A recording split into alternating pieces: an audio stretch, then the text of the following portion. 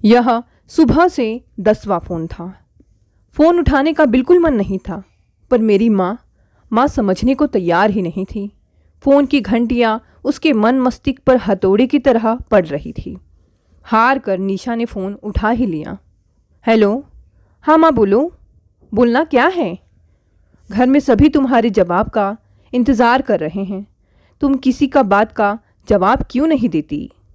माँ इतना आसान नहीं है यह सब। मुझे सोचने का मौका तो दो। निशा ने बूझे स्वर में कहा। सोचना क्या है इसमें? तुम्हारी बहन की अंतिम इच्छा थी। क्या बिल्कुल भी दया नहीं आती तुम्हें? उन बच्चों के मासूम चेहरे को तो देखो। माँ मैं समझती हूँ, पर क्या? वह सिर्फ तुम्हारी बहन नहीं थी। माँ की तरह पाला था उसने तुम्हें। आज जब उसके बच्चों को माँ की ज़रूरत है तो तुम्हें सोचने का समय चाहिए। माँ, इतनी जल्दीबाजी में इस तरह के फैसले नहीं लिए जाते। हमने भी दुनिया देखी है। ठीक है, अगर तुम्हें उन बच्चों की छीछालेदर मंजूर है तो फिर क्या कहा जा सकता है? माँ, ये क्या बात हुई? तुम इस तरह की बातें क्यों कर रही हो? माँ का गला भर आया। तुम अभी माँ नहीं बनी हो ना? जब माँ बनोगी तब औलाद का दर्द समझोगी। फूल से बच्चे माँ के बिना कलप रहे हैं और तुम हो कि सब दरवाजे बंद करके बैठी हो। अब निशा का मन खराब हो चुका था। क्या इतना आसान था यह सब? 4 भाई बहनों में सबसे छोटी थी वह, सबसे छोटी, सबसे लाडली। पर जिंदगी उसे इतने कड़वे और कठिन मोड़ पर आकर खड़ा कर देगी, उसने कभी नहीं सोचा था। दीदी की शादी के वक्त महज 16 साल की नाजुक उम्र थी उसकी। पहली बार साड़ी पहनी थी। कितना उत्साह था। जीजा जी का जूता चुराएगी, 10,000 से 1 रुपये कम न लूँगी, उन्हें खूब तंग करूँगी। जीजा जी उसकी हर शरारत पर मुस्कुरा कर रह जाते। वह सिर्फ उसकी बहन के पति ही नहीं, निशा की हर बात के हमराज, समझदार और सुलझे हुए व्यक्ति थे। बहुत सारी ऐसी बातें जो दीदी को भी पता नहीं चल पाती थी और वह जीजा जी से डिस्कस करती थी। जीजा जी के उत्साहित करने पर ही उसने सिविल सर्विसेज की तैयारी करना शुरू की थी, वरना माँ के आगे तो वह भी दीदी की तरह मजबूर हो जाती और आज वो भी दीदी की तरह और किसी की घर गृहस्थी देख रही होती। दीदी पढ़ने में बहुत अच्छी थी, पर दादा की अंतिम इच्छा का मान रखने के लिए दीदी बलि का बकरा बनकर रह गई और अचार, मुरब्बे और नए नए पकवानों के अलावा आगे कुछ भी ना सोच सकी। याद है उसे आज वह दिन। दीदी की कैंसर की रिपोर्ट आई थी। कैंसर 3rd स्टेज पर था। घर में कोहराम मच गया था। माँ का रो रो कर बुरा हाल था और दीदी दीवार का कोना पकड़े बूद पड़ी थी। निशा को समझ नहीं आ रहा था किस किस को संभाले और क्या समझाए। समझते सभी थे, पर झूठी दिलासा एक दूसरे को देते रहे। सौरभ जीजा जी का सुदर्शन चेहरा अचानक से अलग लगने लगा था। अपने जीवन संगिनी की दुर्दशा उनसे बर्दाश्त नहीं हो रही थी। कितने सुखी थे वे, राम सीता जैसी जोड़ी। न जाने किसकी नज़र लग गई थी उस खुशहाल परिवार पर। जीजा जी ने दीदी को बचाने के लिए हर संभव कोशिश की। दुबई, मद्रास, कहाँ कहाँ नहीं दौड़े, किस किस के आगे हाथ नहीं जोड़े, पर पत्थर का भगवान भी पत्थर हो चुका था।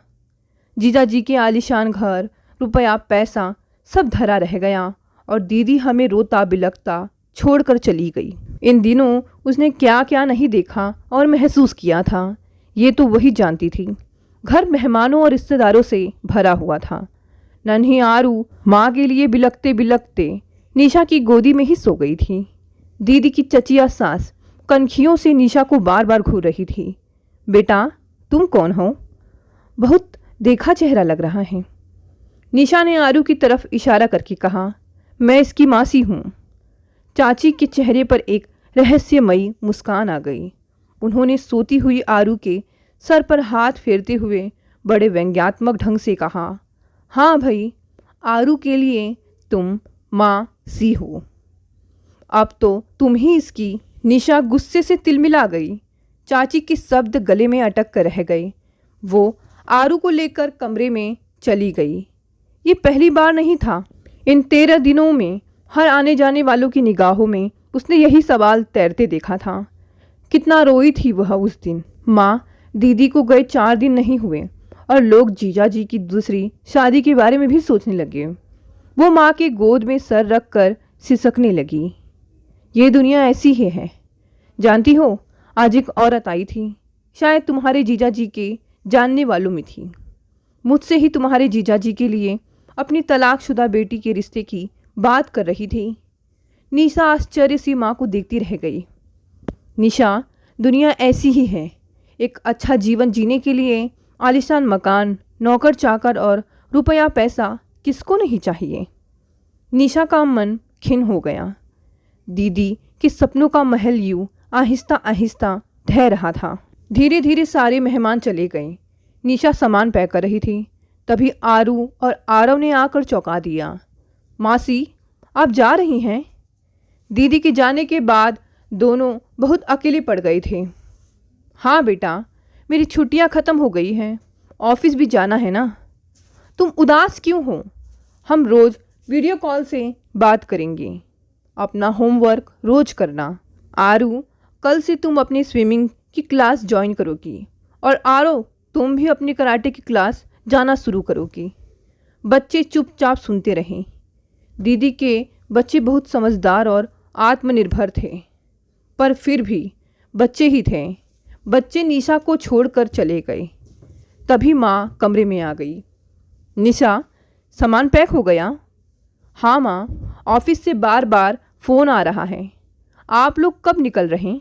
तुम्हारे पापा और भैया कल सुबह निकलेंगे। मैं अभी कुछ दिन यही रहूँगी। बच्चे एकदम अकेले पड़ गए हैं। निशा सर झुकाए माँ की बात सुनती रही। निशा, तुझसे एक बात कहनी थी। हाँ माँ, बोलो, सुन रही हूँ। माँ झुंझला गई।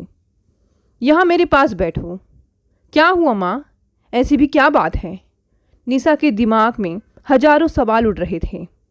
माँ ने निशा का हाथ अपने हाथों में ले लिया। निशा, तुमसे कुछ भी नहीं छुपा। तुम्हारी दीदी के जाने के बाद हमारी जिम्मेदारी और भी बढ़ गई है। तुम्हारी दीदी ने मरने से पहले मुझसे एक वादा लिया था। वो चाहती थी कि उसके मरने के बाद तुम उसके बच्चों की जिम्मेदारी संभालो। तुम सौरभ जी से शादी कर लो। निशा छटपटा कर रह गई। माँ, तुम ऐसा कैसा सोच सकती हो? जीजा जी के साथ मेरी? छी माँ, तुम भी ना। गुस्से से निशा का चेहरा लाल हो गया। निशा, समझने की कोशिश करो। आखिर तुम्हारी भी शादी करनी ही है। देखा भाला परिवार है, बच्चों को माँ मिल जाएगी। वैसे भी एक लड़की को क्या चाहिए? आलीशान घर, नौकर चाकर, रुपया पैसा। तुम्हारे पापा की भी यही इच्छा है। निशा आश्चर्य से माँ को देखती रह गई। तुमने जीजा जी से भी एक बार पूछा है? पूछना क्या है, उनके माता पिता तो है नहीं। चाचा चाची से बात हो गई है, उन्हें भी ये रिश्ता मंजूर है। रिश्ता? निशा को सारा घटनाक्रम समझ में आ गया। माँ, मैं तुमसे इस बात की उम्मीद नहीं कर रही थी। तुम भी? छी, दीदी की चिता की आँख कभी ठंडी भी नहीं हुई और तुम? माँ का चेहरा गंभीर हो गया। हो सकता है आज तुम्हें मेरी बात अच्छी न लगे, पर तुम्हारी दीदी के जाने के बाद सौरभ जी और उनके बच्चों की जिम्मेदारी भी मुझ पर है। तुम सोच विचार कर जल्दी मुझे जवाब दे दो। कहते हैं मरने वाले की अंतिम इच्छा ना पूरी की जाए तो उसकी आत्मा को कभी शांति नहीं मिलती। अंतिम वाक्य कहते वक्त माँ ने मुझे अजीब सी निगाहों से देखा। पता नहीं उन निगाहों में ऐसा क्या था। मैं उन आँखों में तैर रहे हजारों सवारों के तीर झेल नहीं पाई और मुंह घुमा लिया। एक हफ्ते में माँ ने 80 बार फ़ोन कर दिया था। हर बार एक ही सवाल और निशा एक ही जवाब देती। माँ, मुझे सोचने का वक्त दो। निशा की हर एक बात एक ही बात पर आकर अटक जाती। सबको मरी हुई दीदी की अंतिम इच्छा की पड़ी है, पर किसी ने एक बार, हाँ सिर्फ एक बार उससे पूछा कि उसकी इच्छा क्या है। मरने वाला तो मरकर चला गया, पर लोग उसे जिंदा लाश बनाने पर क्यों तुले हैं। शनिवार की रात थी। इन दिनों वह बहुत व्यस्त रही, शारीरिक रूप से और मानसिक रूप से भी। सप्ताह भर की दौड़ भाग से शरीर थक कर चूर हो गया था। हाथ में कॉफ़ी का मग लिए वो छत पर आ गई। कितनों दिनों बाद हाँ, कितने दिनों बाद वो छत पर सुकून के चंद पलों की तलाश में आकर बैठी थी। आसमान में चांद बादलों से लुका छिपी कर रहा था। वो सोचने लगी, बादलों और तारों के बीच रहकर भी चांद इतना अकेला है। वो भी तो आज कितनी अकेली थी। कोई उसे समझने को तैयार नहीं। किसी ने एक बार भी मेरे बारे में नहीं सोचा। सब अपनी जिम्मेदारियों से मुक्त होना चाहते हैं। और मैं आखिर क्या चाहती हूँ? निशा सोचती रही। उसकी आंखों के सामने जीजा जी का थका हुआ चेहरा, आरू और आरव का मासूम चेहरा, तो कभी माँ का गंभीर चेहरा उभर कर आ जाता। निशा ने आंखें मूंद ली। आखिर एक लड़की को क्या चाहिए अपनी ज़िंदगी से? एक खुशहाल परिवार, रुपया पैसा, घर, बस क्या यही चाहिए था उसे? आज अगर वो माँ की बात मानकर शादी कर ले, इस रिश्ते में उसे क्या मिलेगा? दीदी की परछाई होने का दर्जा, दूसरी पत्नी, दूसरी माँ। निशा मन ही मन मुस्कुराने लगी। दूसरी माँ नहीं, सौतेली माँ। लोगों के ताने, समाज का हर कदम पर तुलनात्मक अध्ययन, बड़ी बहन ज़्यादा सुंदर थी, दूसरी तो ऐसी ही आएगी। बच्चे पैदा करने की क्या ज़रूरत है? पहली से दो पहले ही हैं। ज़िंदगी गुजर जाएगी एक अच्छी माँ बनने और सिद्ध करने में। उसके बाद भी इसकी कोई गारंटी नहीं कि वो ये सिद्ध कर भी पाएगी या नहीं। सौरभ की निगाहें हर चीज़ में, हर रंग में, हर त्यौहार में, हर स्वाद में दीदी को ढूंढेगी। तिनका तिनका जोड़कर अरमानों से सजाए हुए दीदी के उस घर में एक फूलदान सजाने में भी मेरे हाथ कांपेंगे। हर पार्टी, हर उत्सव में लोगों की सवालिया निगाह मुझे तार तार करेंगी। देखने में तो ठीक लगती है, फिर ऐसी क्या गरज पड़ी थी 2 बच्चे के बाप से शादी करने की? अकेली आई है या बच्चे भी? निशा ने घबरा कर आंखें खोल दी और आसमान में तारों के बीच दीदी को ढूंढने लगी। दीदी, मुझे माफ़ कर देना। मैं इतनी मजबूत नहीं कि जीवन भर लोगों के सवालों का जवाब दे सकूं। पर मैं आज तुमसे ये वादा करती हूँ कि एक मासी के तौर पर हमेशा तुम्हारे बच्चों के साथ खड़ी हूँ। हफ्तों से घुमड़ते सवालों का मानो उसे जवाब मिल गया था। निशा माँ को फ़ोन करने के लिए छत से नीचे उतर गई। दोस्तों, ये कहानी यहीं समाप्त हो गई। चलिए शुरू करते हैं आज की दूसरी कहानी। माँ, अब थोड़ा एडजस्ट तो करना ही पड़ेगा आपको। वैसे भी रिया अपना घर अपने मम्मी पापा को छोड़कर आई है। थोड़ा समय तो लगेगा ही नए घर में। और फिर आप सास हैं उसकी। आप नहीं समझेंगी तो कौन समझेगा? पापा, समझाइए ना माँ को कि एडजस्ट कर ले। आखिर कोई गैर नहीं, हम आपके ही तो बेटे बहू हैं। मदन जी के कानों में गूंजते अपने बेटे रजत के ये शब्द उन्हें सोने नहीं दे रहे थे। रात की खामोशी में रजत के शब्द जैसे उनके मन में भूचाल सा ले आया था। पास ही निर्मला गहरी नींद में सोई थी। एक नज़र निर्मला पर डाल मदन जी उठकर बालकनी में आ गए। समझौता, कितना छोटा सा शब्द है, लेकिन उतना ही कठिन हो जाती है समझौता करने वाले की जिंदगी। एक बार जिसने समझौता कर लिया, क्यों हर बार उसी से समझौते की उम्मीद की जाती है? पहले माँ, फिर भाई और अब बेटा। सबकी उम्मीद सिर्फ निर्मला से ही रही कि वो समझौता करे। लेकिन क्या किसी ने निर्मला के लिए समझौता किया? दिमाग में बार बार उठते इन सवाल का उत्तर जानने के लिए मदन जी का मन उन्हें अतीत की गहराइयों में ले जाने को व्याकुल हो रहा था। नई बहू आ गई का शोर मचा था। लाल सुर्ख जोड़े में नव जीवन ले हजार सपने सजाए आज निर्मला अपने पति मदन के साथ अपने ससुराल की चौखट पर खड़ी थी। नंदे, रिश्ते की भाभियों ने हंसी मजाक करती, गीत गाती हुई नव वर वधू को गृह प्रवेश करवाया। मंदिर में छोटी सी पूजा के बाद मुंह दिखाई की रस्म शुरू कर दी। लेकिन इन सब के बीच निर्मला को उसकी सास कहीं नजर नहीं आ रही थी। हो सकता है व्यस्त होंगी। मन ही मन निर्मला ने सोच लिया। निर्मला को ससुराल आए 4-5 दिन बीत चुके थे, लेकिन इस बीच एक बार भी निर्मला की सास के साथ उसकी कोई बात नहीं हुई थी। दिन के 1-2 बार वो कमरे में आती और 2 मिनट तक रुक चली जाती। चेहरे पर ना कोई हंसी, ना नई बहू घर आने का उत्साह। यूं लगता जैसे निर्मला उन्हें पसंद ही ना हो। समय के साथ साथ निर्मला की शंका सच साबित हुई थी। कमाऊ बेटा अब कहीं पत्नी की मुट्ठी में ना आ जाए, ये भय निर्मला की सास के कटु व्यवहार का कारण था। देखो निर्मला, माँ ने बहुत कष्टों को सह हम दोनों भाइयों को पाला है। मैं नहीं चाहता इस उम्र में उन्हें कोई दुख या परेशानी हो, इसलिए मैं तुमसे कह रहा हूँ कि समझौता कर लो और जैसी माँ कहे वैसा ही करो। आखिर इस घर की बड़ी बहू हो तुम। जितनी आसानी से मदन जी ने ये बात निर्मला को कह दी, उतनी ही मन से निर्मला जी ने मान भी लिया और समझौता कर लिया। अब घर में निर्मला की सासू माँ का ही डंका बजता। हर महीने मदन जी अपनी तनख्वाह अपनी माँ के हाथों में देते और घर की हर चीज उनकी माँ के अनुसार ही होती। एक पत्नी और एक बहू के सारे अधिकार छोड़ निर्मला ने समझौते की जिंदगी स्वीकार कर ली थी। अब मदन जी की माँ बहुत खुश थी क्योंकि उनका कमाऊ बेटा उनकी मुट्ठी में था और बहू उनके अनुसार चलती थी। लेकिन निर्मला कुछ उदास, जिसे भली भांति समझ कर भी मदन जी चुप रह गए। कुछ समय बीता और छोटे भाई की शादी भी हो गई। निर्मला की देवरानी चालाक और आलसी महिला थी। घर में काम बढ़ गया था, लेकिन हाथ अभी भी दो ही थे और वो भी निर्मला के। देवरानी किसी काम में मदद नहीं करती। सुनिए, जरा देवर जी को कहिए कि देवरानी जी को समझाए, अब कितने दिन तक नई बहू बनकर रहेगी। थोड़ा घर के काम काज में हाथ बटा दिया करे।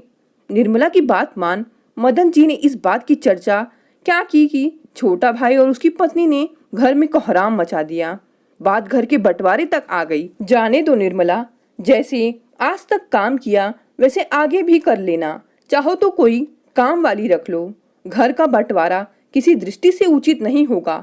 लोग क्या कहेंगे? आखिर कोई गैर नहीं, अपने ही है दोनों। अपने पति की बात मान। इस बार भी निर्मला के हिस्से समझौता ही आया था। सीधी सरल पत्नी को हर बार समझौता कर लेने को कहना मदन जी को अच्छा तो नहीं लगता था, लेकिन कभी घर परिवार तो कभी आर्थिक परिस्थितियों से मजबूर हो उन्हें ये कदम उठाना पड़ जाता था। रजत बड़ा हो रहा था, कभी स्कूल फीस तो कभी किताबें। हर बार अपने पति की मजबूरी समझ निर्मला को ही अपने खर्चों में कटौती कर समझौता करना पड़ता था। समय के साथ माँ जी नहीं रही और छोटा भाई विदेश बस गया। अब कुछ सुख निर्मला के हिस्से में आए थे। धूमधाम से रजत की शादी हुई।